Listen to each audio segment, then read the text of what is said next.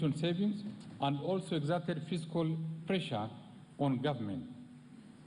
In order to address these twin problems, the government on 1st of January 2021 rolled out the much-awaited public service superannuation scheme that covers civil servants, teachers, and the disciplined forces aged below 45 years at the commencement of the scheme, with an option for those over 45 years to join if they elect to do so. As of April 2021, a total of 340,318 public servants had indeed joined the scheme.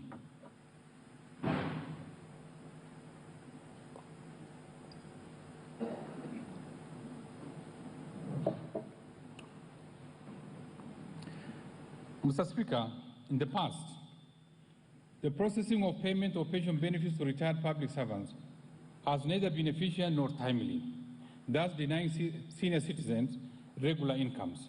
To address this, National Treasury has carried out targeted reforms including systems reengineering and the provision of real-time pension services in all the Huduma centers countrywide. I am pleased to note that as a result of these interventions, the cumulative pension payments and pension file process increased by 40% by 31st May 2021 compared to the previous year. We expect further improvement with the planned implementation of pensions management information system late in the year. Mr. Speaker, given the disparities in the design of the various existing pension schemes and the attendant laws, it has become necessary that these laws be harmonized, hence the need for establishment of one national retirement policy. The policy currently under development seeks to achieve comprehensive pension coverage across formal and informal sectors so as to protect the interests of beneficiaries and rights of pension contributors. In this regard, Mr. Speaker, I shall be publishing the policy by December 2021. Mr. Speaker, further, to enhance good governance and improve accountability and transparency in the management of retirement benefit schemes, I propose to amend the Retirement Benefits Act to provide for the registration and regulation of corporate trustees that provide services to pension schemes. Mr. Speaker, our retired citizens have continued to experience challenges in accessing Medicare. For this reason, we have developed post-retirement medical regulations to allow members to make additional voluntary contributions to a medical fund. This will enable retirees access the funds at the retirement or transfer a portion of it to a medical insurance provider. However, the existing regulations exclude post-retirement medical funds established under irrevocable trust by employers and service providers outside the retirement benefit scheme, popularly known as the standalone post-retirement medical funds. These funds have remained unregulated, thus adversely exposing members' funds. As such, I propose to amend the Retirement Benefits Act to provide for regulation of these funds. Mr. Speaker, majority of Kenyans in the informal sector are not covered by any pension scheme, making them vulnerable during old age.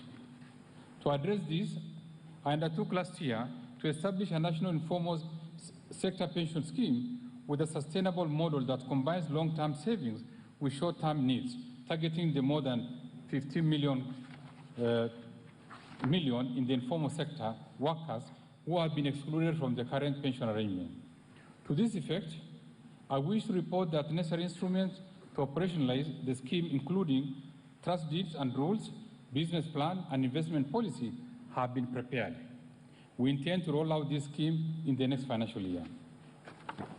Mr. Speaker, to reinforce realization of affordable housing, last year, we amended the Retirement Benefits Act and mortgage regulations to allow members to use part of their accumulated benefits to purchase residential houses.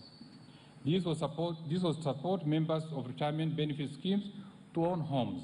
In this budget, I propose to amend the mortgage regulations to allow members to utilize up to 40% or maximum of shilling 7 million of the accrued benefits to purchase a house and a tenant purchase basis by their pension scheme. Mr. Speaker, currently, foreign insurance brokers are excluded from the definition of brokers under the Insurance Act, thereby making them operate in the country without any controls, thus putting insurance and policyholders at risk. To address this, I propose to amend the Insurance Act to provide for the regulation of foreign insurance brokers. Mr. Speaker, classes of long-term insurance business were amended in 2009 to align with modern classification and bring into perspective the industry's current size.